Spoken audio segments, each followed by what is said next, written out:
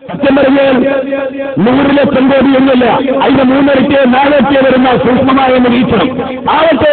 ആ സമ്പത്ത് ഞാൻ ചോദിക്കുന്ന ഇവിടുത്തെ ഹൈന്ദവരോട്, ആ സമ്പത്ത് ക്ഷേത്രത്തിന്റെ അറക്കുള്ളിൽ മണിച്ചിത്രത്തായിട്ട് പൂട്ടി ലോകം അവസാനിക്കുന്നവർ എങ്ങനെ വെച്ചാൽ അതിഷ്ടപ്പെടുന്ന ഏത് ദൈവമാണ് നിങ്ങളുടെ വേദഗ്രന്ഥത്തിൽ പഠിപ്പിക്കപ്പെട്ട ദൈവം?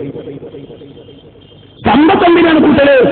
ഗൾഫ് രാജ്യത്ത് പെട്രോളുണ്ട്, അതുപോലെ പിന്നെ ഖത്തറിലെ 100 വർഷം കുഴിച്ചെടുത്താൽ ഉപയോഗിച്ചാൽ തീരാത്ത ഗ്യാസ് കണ്ടെത്തി അവരത് ഉപയോഗിക്കും. അറബ് രാജ്യങ്ങളിൽ പെട്രോൾ ലോക രാജ്യങ്ങളിൽ അല്ലെങ്കിൽ ഈ അമേരിക്ക എന്നൊക്കെ പറഞ്ഞ സാധനമുണ്ടല്ലോ, അതൊക്കെ വട്ടപൂജയായി തീരും. അറബ് രാജ്യം കെട്ടിപ്പൂട്ടി വെച്ചില്ല. കാരണം ബറക്കാത്തിന്റെ ഇവല്ലർ ആകാശഭൂമികളിൽ നിന്ന് ദൈവം നൽകുന്ന സമ്മാന സ്വർണ്ണോ വെള്ളി പണം പെട്രോൾ ഡീസൽ ഇതുപോലുള്ള ഓരോ കാര്യങ്ങളും അത് മാനവരാശിക്ക് ഉപയോഗിക്കാനാ. അറബ് രാജ്യങ്ങളിൽ സ്വർണ്ണുണ്ട്, അത് കുഴിച്ചെടുത്തിട്ട് ഇവരെ കിട്ടുന്നത് പലയിടങ്ങളിലും അത് മാനവരാശിക്ക് ഉപയോഗിക്കാനാ. സ്വർണ്ണം ഉപയോഗിക്കുന്നില്ല, പിന്നെന്തിനാ? സ്വർണ്ണം വിൽക്കുന്നില്ല എന്തിനാ? അച്ഛനൊരു ബൈപ്പാസ് സർജറി വന്നു, മകളുടെ കയ്യിൽ 10 പവൻ സ്വർണ്ണുണ്ട്, ഞാനിവിടെ കൂടെ മരിക്കുന്നവര് എന്തിനാണോ സാധനം മാനവരാശിക്ക് പിന്നെ എന്തിനാ? ഞാൻ ചോദിക്കുന്നവര് ഒരു രാജ്യം ഭരിച്ച തിരുവിതാംകൂർ രാജാവുണ്ട്, ഇവിടെ കലാകൗമുദിയിൽ ഒരു ലേഖനമെന്ന് ക്ഷേത്രത്തിൽ കണ്ടെത്തിയത് നിധിയല്ല. ഇതാരാ പറയുന്നത്? ശ്രീ പത്മനാഭ സ്വാമി ക്ഷേത്രത്തിലെ നിലവറകളെ തുറന്ന ശേഷം തിരുവിതാംകൂർ മഹാരാജാവ് ഉത്രാടം തിരുനാൾ മാർത്താണ്ഡവർമ്മ ആദ്യമായി അനുവദിച്ച അഭിമുഖം. ഇതിൽ വളരെ പ്രസക്തമായ ഒരു പാരഗ്രാഫ് ഞങ്ങൾ വായിച്ചു കേൾപ്പിക്കാൻ. അങ്ങനെ രാജ്യം ഭരിച്ച രാജാക്കന്മാരുടേതാ സ്വത്ത് ആരാത്? കേട്ടോളൂ, ഞാൻ വായിച്ചു കേൾപ്പിച്ചുതരാം. ഉത്രാടം തിരുനാൾ മാർത്താണ്ഡവർമ്മ പറയുന്ന വാക്ക. ഒരു രാജാവിന്റെ കാലത്ത് ഇത് തിരുവിതാംകൂർ ഭരിച്ച രാജാക്കന്മാരുണ്ടല്ലോ, ഈ ക്ഷേത്രത്തോട് പിൻപറ്റി ഭരിച്ച രാജാക്കന്മാർ, അതിൽപ്പെട്ട ഒരു രാജാവിന്റെ കാലത്ത് ഏറ്റവും ഭാഗ്യമുള്ള 2 കർമ്മം ചെയ്യാം. ഒന്ന് തുലാപുരുഷദാനം, അതുപോലെ പത്മനാഭസ്വാമി ക്ഷേത്രത്തിന്റെ തെക്കുഭാഗത്ത് ശ്രീവേലി, നിങ്ങൾ കേട്ടോളൂ, ശ്രീവേലിപ്പുഴയുടെ ഇടതുഭാഗത്ത് കൽമണ്ഡലത്തിനടുത്ത് ഇപ്പോഴും ആ തുലാസുണ്ട്. ശരിക്കും കേട്ടോളൂ, ഇപ്പോഴും ആ തുലാസുണ്ട്. തുലാസിലെ ഒരു തട്ടിൽ രാജാവിരിക്കും, തുലാസിലെ ഒരു തട്ടിൽ രാജാവിരിക്കും, മറുതട്ടിൽ സ്വർണ്ണ നാണയങ്ങൾ രാജാവിന്റെ കിലോവിനനുസരിച്ച് സ്വർണ്ണ നാണയങ്ങൾ തൂക്കും. എന്നിട്ടോ ക്ഷേത്രത്തിന് മുന്നിലേക്ക് കൂട്ടുന്ന അല്ല. കേട്ടോളൂ, ഇങ്ങനെയുള്ള രാജാക്കന്മാർ ഭരിച്ച തിരുവിതാംകൂർ പ്രദേശത്തിന്റെ സമ്പത്തായത്. ആ സമ്പത്തിനെ കുറിച്ച് പറയുന്നില്ല. അങ്ങനെ തൂക്കിയിട്ട് തുലാഭാരം കഴിയുമ്പോൾ ആ നാണയങ്ങൾ 4 ദിക്കിലായി ദാനം ചെയ്യും. തീർന്നില്ല, അതിൽ ഒരു നാണയം പോലും ദാനം ചെയ്യാതെ ബാക്കി വെക്കില്ല. എന്റെ പ്രിയപ്പെട്ടവരെ, ഈ കോടിക്കണക്കിന് തരം ഒരു അബോധങ്ങൾക്കുണ്ട്.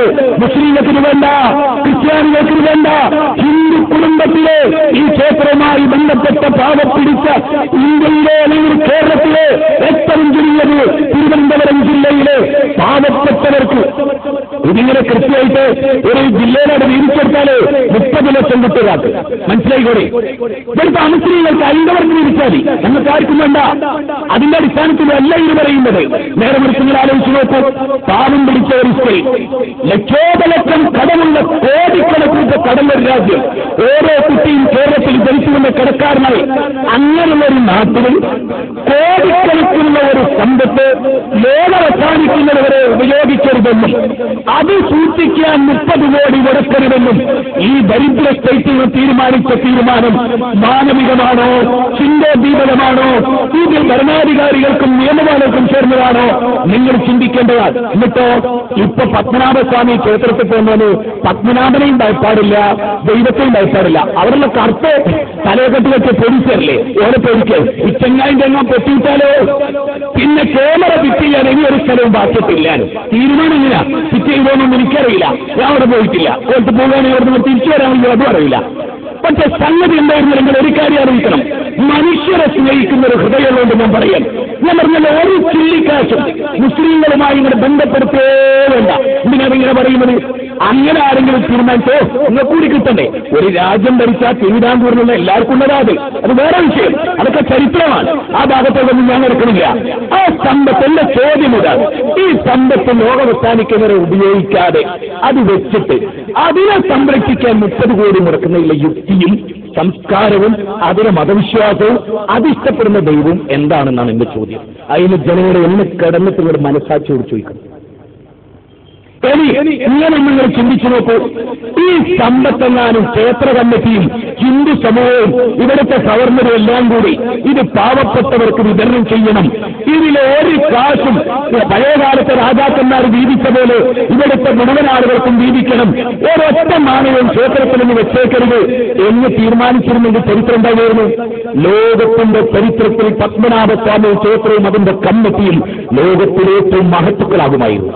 അതിനുള്ള അവസരമാണ് കളഞ്ഞു കുറിച്ചിരിക്കുന്നത്. എനിക്ക് ചിന്തിക്കാൻ സമയമില്ല. പിന്നൊരു അഭിപ്രായം എന്തറിയോ? ഇതൊക്കെ സൂക്ഷിക്കാനൊരു മ്യൂസിയം ഉണ്ടാക്കണതാ. ഞാൻ അതിനെക്കുറിച്ച് ആലോചിക്കായിരുന്നു. ഏത് സ്വന്തമായിട്ട് 5 രൂപയ്ക്ക് ഭക്ഷണം കഴിക്കാൻ യോഗ്യമല്ലാത്തവർ 3 രൂപ ടിക്കറ്റ് എടുത്ത് മ്യൂസിയം കാണണം. അത് ഓരോ ജീവിതത്തിൽ ഒരിക്കലും ഉപകാരപ്പെടാത്ത സ്വർണ്ണക്കാരാണ്. അല്ലേ അതിലെ ഒരു വൈരക്കല്ലിന് 500 കോടി അതിങ്ങനെ കണ്ടിട്ട് അവൻ അറ്റാക്കായി. കുറെ ആട് വരിയിൽ അറ്റാക്കായി വീണു. എന്തേന്ന് ചോദിച്ചു. ഒന്നുമില്ല, 10 വയസ്സായി പട്ടിണിയ, മക്കളെ ഹോസ്പിറ്റലില്ല, ഐസിയില, 10 രൂപയുടെ മരുന്ന് വകല്ല. അതിനാ 3 രൂപ മുറക്കി സ്വർണ്ണം കാണാമെന്ന്. ഞാൻ ചോദിക്കുന്നു, മനുഷ്യരെ നാം എവിടെ എത്തി? കേരളത്തിൽ ചിന്ത ഉള്ളവരെ ഒരു സമൂഹത്തിൽ ഇല്ലാതായിപ്പോയോ? നിയമസഭയിൽ ഒരു 10 മിനിറ്റ് കിട്ടാൻ ഞാൻ ദൈവത്തോട് പ്രാർത്ഥിക്കുന്നുണ്ട്. ഒരു 10 മിനിറ്റ് കിട്ടില്ല. കിട്ടിയാലേ ഇതൊന്നും ഓരെ ബോധ്യപ്പെടുത്താൻ പറഞ്ഞു. നിങ്ങളാലോചിച്ച് പട്ടിണി കിടക്കുന്ന മനുഷ്യൻ പട്ടിണി കിടന്ന് മരിച്ചാലും ഇത് കൊടുക്കില്ല എന്ന് പറയാൻ എന്ത് ബദാണുള്ളത്? ഏത് ഗ്രന്ഥമാണ് വിശ്വാസിക്കുന്നത്? അതുകൊണ്ട് നിങ്ങൾ ഇസ്ലാമിനെ കുറിച്ച് പഠിക്കണം എന്നാണ് എനിക്ക് ഈ സന്ദർഭത്തിൽ പറയാൻ. ഇസ്ലാമിന്റെ സ്വത്ത് നിങ്ങൾ കാത്തു സൂക്ഷിക്കാനുള്ള ജനങ്ങൾ കൊടുക്കാനുള്ള. അപ്പൊ നിങ്ങളൊക്കെ റമദാനായി മുസ്ലിങ്ങളെ ഏറ്റവും കൂടുതൽ ദാനം ചെയ്യുന്ന കാലായത്. ഞങ്ങളെ സർവീനത്തിൽ വിട്ടുകൂടി എനിക്ക് ഓർമ്മയുണ്ട്. ഞാനവിടുത്തെ ഖത്തീബായി ആദ്യം വന്ന് ചെയ്ത സേവനം ഒരു ഹിന്ദു സ്ത്രീക്ക് 40,000 രൂപ ഓപ്പറേഷത്തിന് വേണ്ടി പിരിവെടുത്തായിരുന്നു. ആദ്യത്തെ ഏറ്റവും വലിയ പിരിവ് ഒരു ഹിന്ദു സ്ത്രീക്ക്. ആ സ്ത്രീക്ക് മുസ്ലിം പള്ളിയിൽ വേണ്ടി വന്നു ഓപ്പറേഷൻ നടത്താൻ. ഇനി ഞാൻ പറയുന്നു കൊടുത്ത അയിമ്പവരോട് ഒരിക്കലും നിങ്ങൾ സ്വസ്ഥത കൊടുക്കരുത്. പത്മനാഭസ്വാമി ക്ഷേത്രത്തിൽ അംഗങ്ങൾക്ക് ഞങ്ങൾക്ക് വേണം. നിങ്ങൾ പാവപ്പെട്ടവരാണ്, ദൈവത്തിന്റെ സമ്പത്ത് ഞങ്ങളുടേതാണ്, ഞങ്ങൾക്ക് കൂടി തരണം എന്ന് നിങ്ങൾ പറയണം. ഇനി ഞാനൊരു കാര്യം കൂടി ചോദിക്കാൻ, പട്ടിണി കിടക്കുന്ന കഷ്ടപ്പെടുന്ന ജനങ്ങൾക്ക് ഇത് ഉപകരിക്കുന്നുമില്ല. ഈ കോടികളുടെ സമ്പത്തേക്ക് ചെലവഴിക്കുന്നുമില്ല. ഈ കോടികൾ സംരക്ഷിക്കാൻ നിങ്ങളെന്താ ചേർത്ത് കമ്മ്യൂണിന്റെ 10 ലക്ഷം നിർത്തിയാതിയോ? ഈ സമ്പത്തെടുക്കാത്ത കാലത്രയും ഇനി ലോകം അവസാനിക്കുന്നവരെ കേരളത്തിന്റെ ഭരണകൂടം പട്ടാളത്തിന് പണം കൊടുക്കണമെന്ന് ഓരോ തീറ്റിപ്പോത്തലെ ശമ്പളം കൊടുക്കണം. എന്നാലോ ലോകം അവസാനിക്കുന്നവരെ ഇതിലെ ഒരു കല്ലിന്റെ പണം പോലും ലോകത്തിലിട്ട് കിട്ടിയില്ല. അതിന് നമ്മളെ എത്ര ഉണ്ടാക്കണം? ഇതെന്തൊരു സത്യം എനിക്ക് ചിന്തിക്കാൻ കഴിയാത്തോണ്ട് പറയാൻ. ഞാൻ എന്റെ ചെറിയ ഹൃദയത്തിൽ ഈ ഒരു സംഭവം ഒരിക്കലും പിന്നെ ഞാൻ ഉറങ്ങിയിട്ടില്ല. ഞാൻ വിദേശത്ത് ഉറങ്ങിയിട്ടേ അല്ല. ഈ വിഷയം തീരുമാനിച്ച് പേരൊന്ന് മാറ്റിച്ചവിട്ടി ഇതൊക്കെ അവതരിപ്പിക്കാണ് ഞാനിപ്പോ. അല്ലാഹു അനുഗ്രഹിക്കട്ടെ. ജനങ്ങളെ, പാവപ്പെട്ട മനുഷ്യന്റെ ആർത്ത നാദം, സോമാലിയുടെ മക്കളുടെ കഥ പത്രത്തിൽ കാണില്ലേ? നമ്മുടെ മനുഷ്യരാ, ആദമിന്റെ മക്കളാ, നമ്മുടെ അച്ഛന്റെ അമ്മയും മക്കളാ. അവർ ചാനലിലൊന്ന് പരിശോധിച്ച് നോക്കുന്നത്. ഈ ചാനൽ ഈ ചർച്ച നടത്തുമ്പോ, ഈ കോടികൾ കിട്ടിയെന്ന ചർച്ച നടത്തുമ്പോ ചാനലുകളിൽ മരണത്തോട് മല്ലിടുന്ന കൈകാലുകളില്ലാത്ത എൻഡോസൾഫാന വിധേയമായി മരിക്കുന്ന പിഞ്ചു പൈതങ്ങളുടെ ദീനവേദനകൾ കേൾക്കുന്ന ദൈവത്തിന്റെ സ്വന്തന്മാരെന്ന് പറയുന്ന മനുഷ്യരെ ഇത് സാധാന്റെ കൈകളിൽ നെറിഞ്ഞുവർന്നു പോയല്ലോ എന്നോർക്കുമ്പോ ഇന്ത്യയിലെ ഒരു പൗരൻ എന്ന നിലയ്ക്ക്, വോട്ടവകാശമുള്ള ഈ രാജ്യത്തിന്റെ മുന്നിൽ ജനിച്ചൊരു പൗരൻ എന്ന നിലയ്ക്ക് ഈ വികാരം ഞാൻ നിങ്ങളോട് പ്രവർത്തിക്കുക. അതുകൊണ്ട് എനിക്ക് ഒരു പ്രഖ്യാപനമുണ്ട് ഈ സദസ്സിനോട്.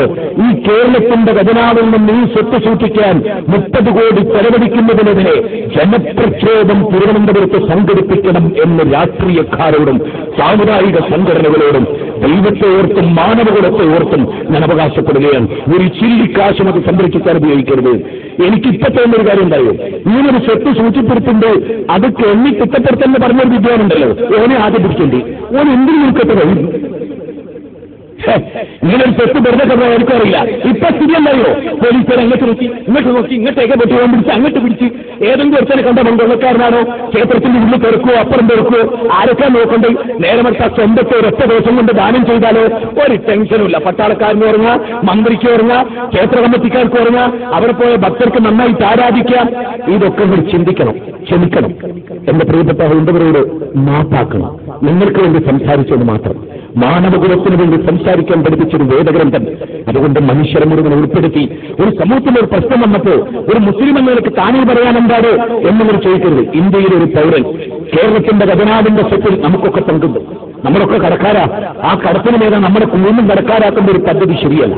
അതുകൊണ്ട് ആ സമ്പത്ത് മുഴുവനും പാവപ്പെട്ടവർക്ക് ചെലവഴിക്കണമെന്ന് ഉറക്കെ പ്രഖ്യാപിക്കണം.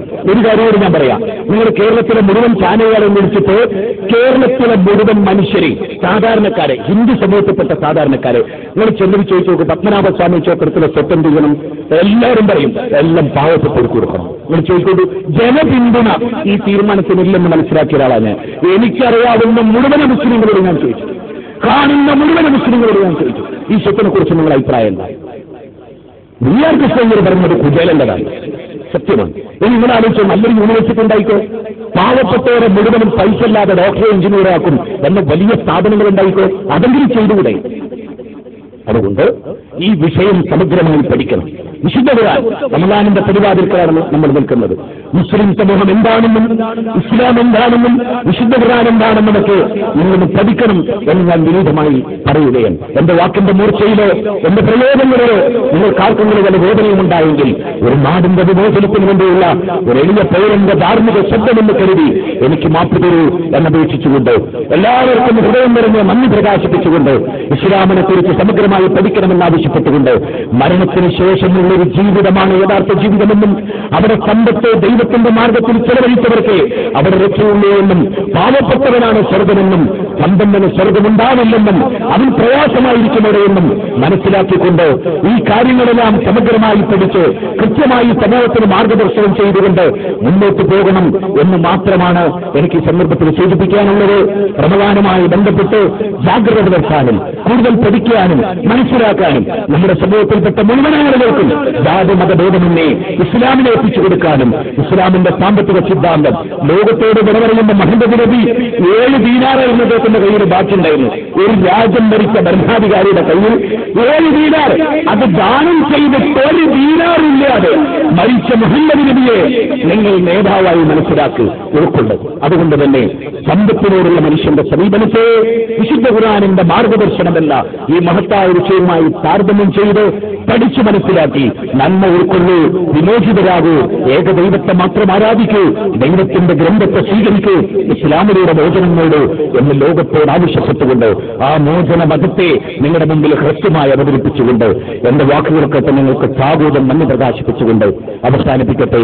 റബ്ബനാ ഹബ് ലനാ മിൻ അസ്വാജിനാ വദുർരിയ്യാതിനാ ഖുർറത അഅ്യുനിൻ വജ്അൽനാ ലിൽമുത്തഖീന ഇമാമാ റബ്ബനാ ലാ തുസിഗ് ഖുലൂബനാ ബഅദ ഇദ് ഹദൈതനാ വഹബ് ലനാ മിൻ ലദുൻക റഹ്മ ഇന്നക അൻതൽ വഹ്ഹാബ് اللهم يا مقلب القلوب ثبت قلوبنا